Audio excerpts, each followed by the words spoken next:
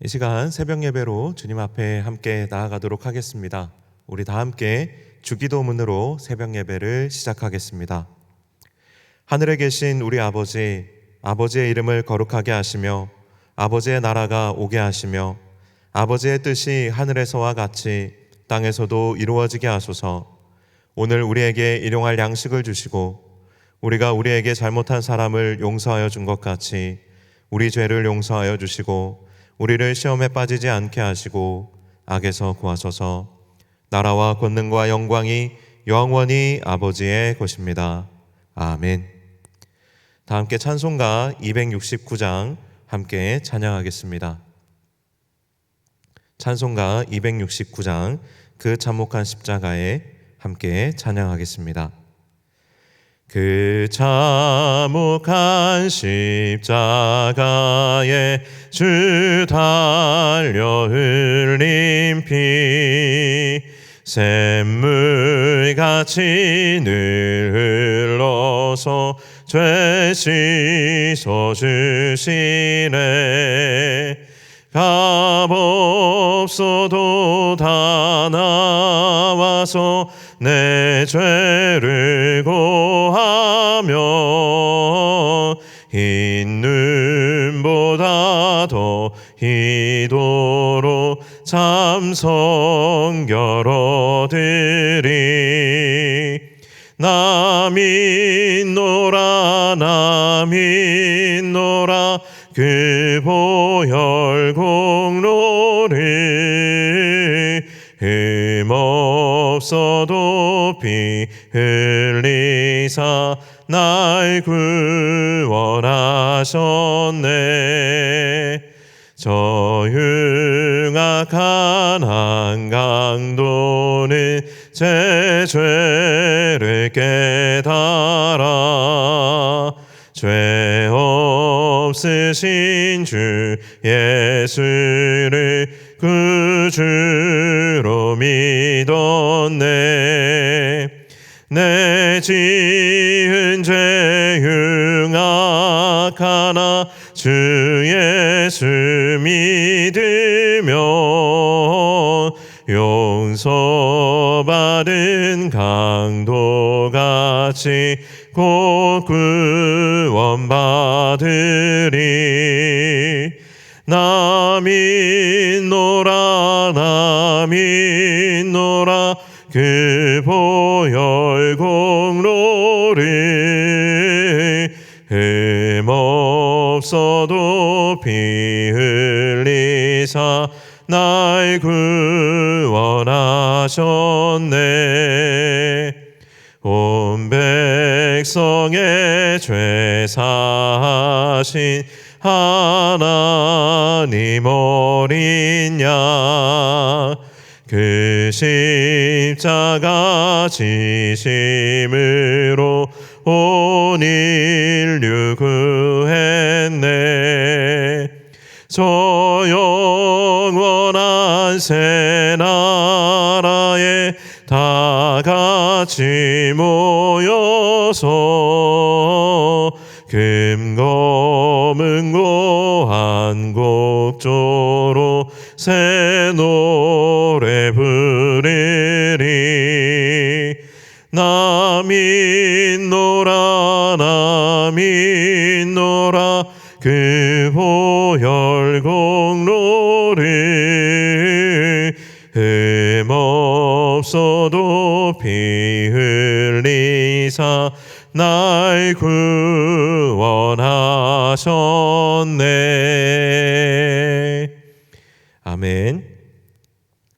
오늘 우리에게 주신 하나님의 말씀은 요한일서 5장 13절부터 18절까지의 말씀입니다. 요한일서 5장 13절부터 18절까지의 말씀을 제가 봉독하여 읽도록 하겠습니다. 내가 하나님의 아들의 이름을 믿는 너희에게 이것을 쓰는 것은 너희로 하여금 너희에게 영생이 있음을 알게 하려 함이라. 그를 향하여 우리가 가진 바 담대함이 이것이니 그의 뜻대로 무엇을 구하면 들으심이라. 우리가 무엇이든지 구하는 바를 들으시는 줄을 안즉 우리가 그에게 구한 그것을 얻은 줄을 또한 아느니라. 누구든지 형제가 사망에 이르지 아니하는 죄에 범하는 것을 보거든 구하라. 그리하면 사망에 이르지 아니하는 범죄자들을 위하여 그에게 생명을 주시리라. 사망에 이르는 죄가 있으니 이에 관하여 나는 구하라 하지 않노라. 모든 불의가 죄로 돼 사망에 이르지 아니하는 죄도 있도다. 하나님께로부터 난 자는 다 범죄하지 아니하는 줄을 우리가 아노라. 하나님께로부터 나신 자가 그를 지키심에 악한 자가 그를 만지지도 못하느니라. 아멘. 함께 기도하겠습니다. 하나님, 이 이른 시간 또 우리의 몸과 마음을 깨어 하나님께 예배함으로 나아갑니다.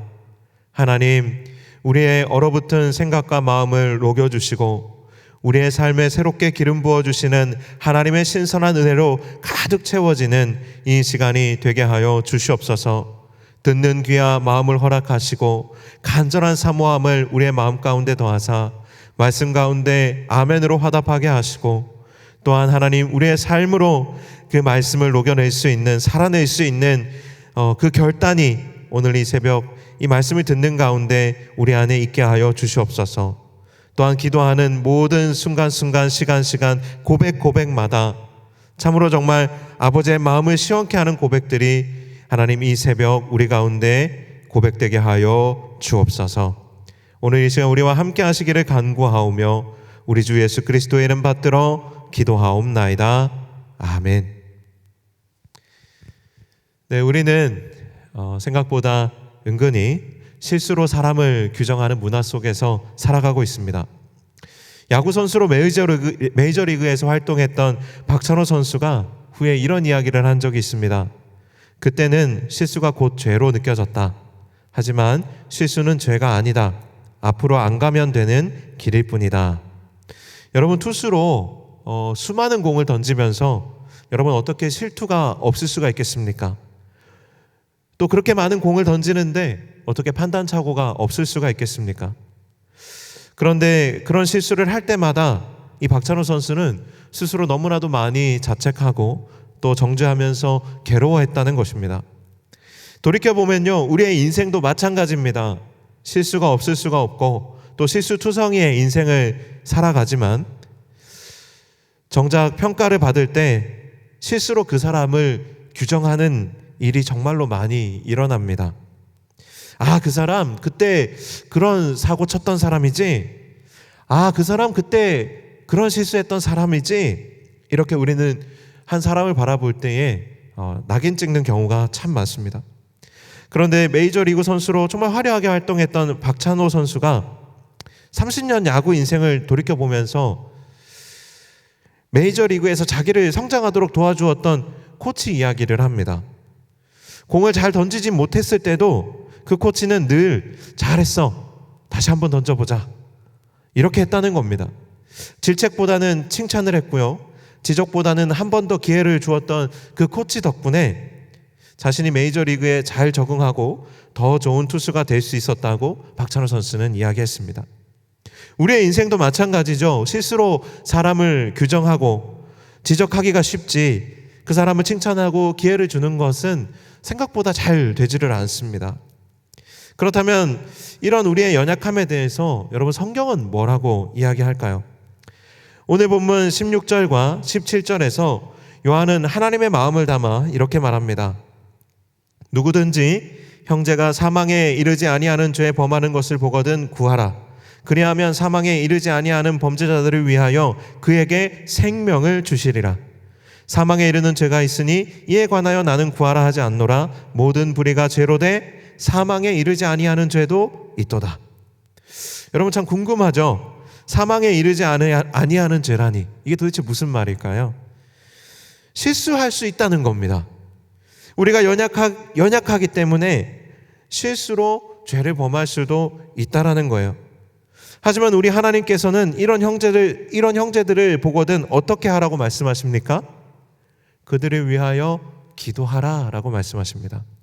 실수로 그 사람을 낙인 찍거나 죄인으로 규정 짓지 말고 그들을 위하여서 기도하고 다시 기회를 주라는 말입니다. 우리는 성경이 실수를 인정하지 않는 것처럼 생각하기 쉽지만 성경을 보면 성경만큼 사람을 이해하고 또 사람에게 관대한 책이 없습니다. 그렇다면 반대로 궁금하죠? 사망에 이르는 죄는 무엇일까요?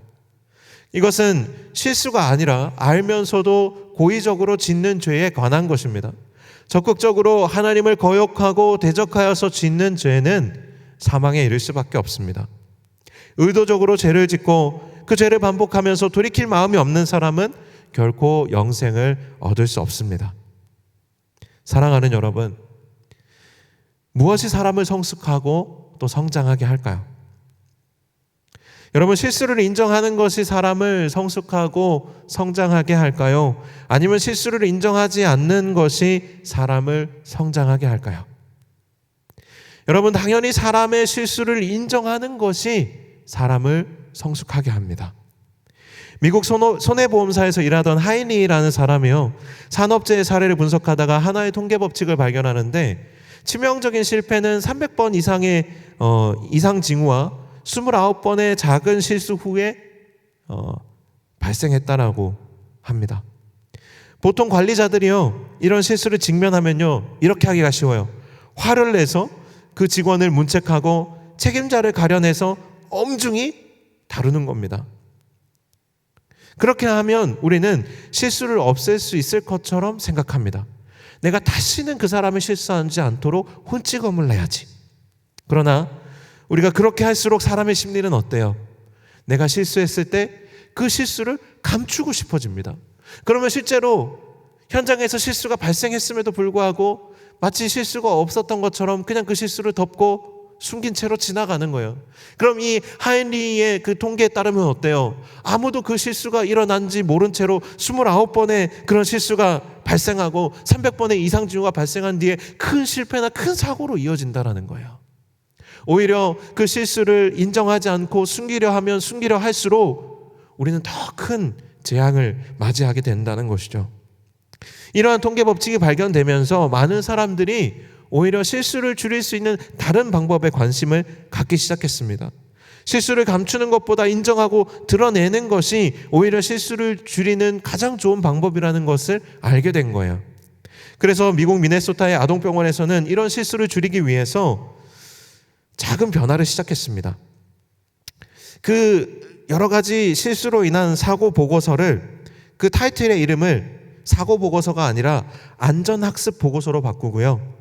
오류 대신에 실수라는 단어를 쓰고 조사 대신에 분석이라는 용어를 쓰면서 부정적인 느낌이 드는 단어들을 긍정적으로 모두 바꿨습니다.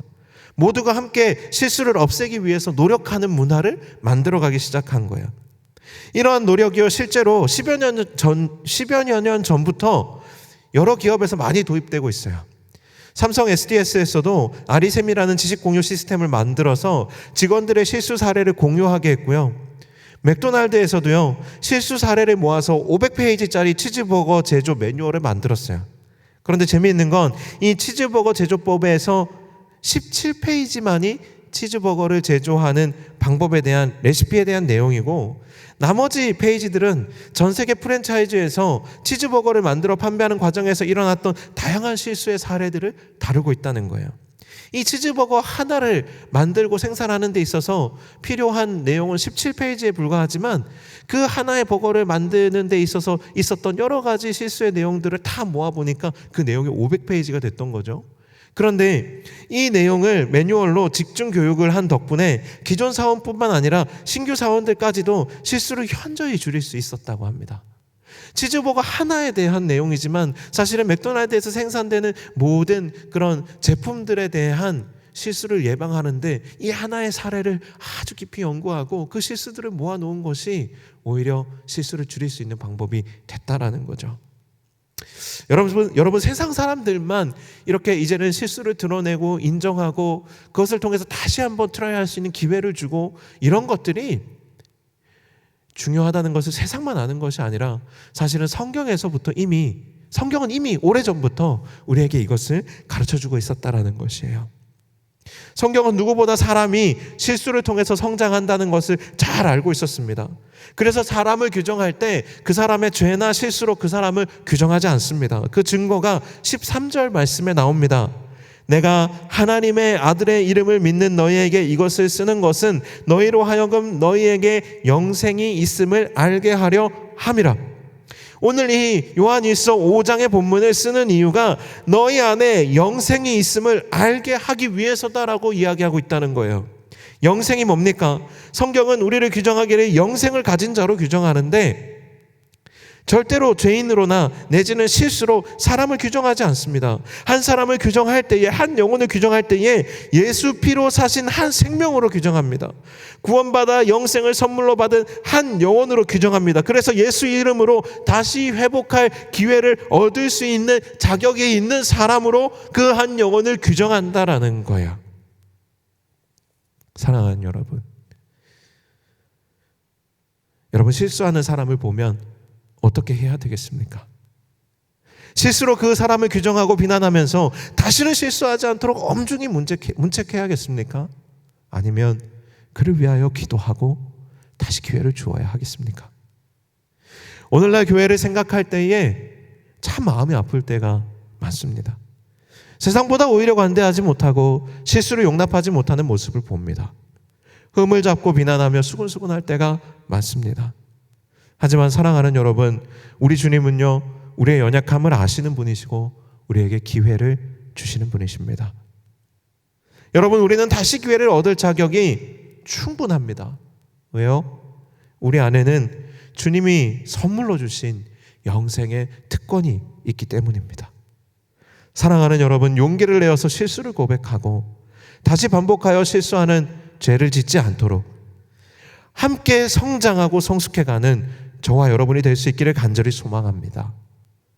오늘 하루를 살아갈 때에 오늘도 우리는 실수투성이로 살아갈 수밖에 없는 연약한 사람들이지만 겸손히 그것을 인정하고 오늘 본문의 마지막 말씀 요한일서 5장 18절에 하나님께로부터 난 자는 다 범죄하지 아니하는 줄을 우리가 아노라. 하나님께로부터 나신 자가 그를 지키심에 악한 자가 그를 만지지도 못하느니라.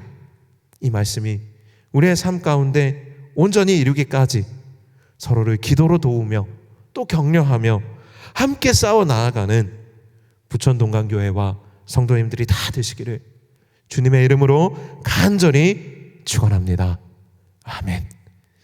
이 시간 말씀을 가지고 제가 한번 기도하도록 하겠습니다.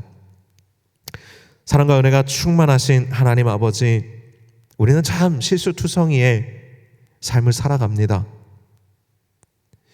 하지만 그럼에도 불구하고 우리의 연약함에 대해서 관대하지 못할 때가 많습니다. 특별히 타인의 실수에 대해서 더욱 하나님 관대하지 못할 때가 많습니다. 하지만 오늘 말씀은 그들을 위하여 도리어 기도하라라고 말씀하십니다.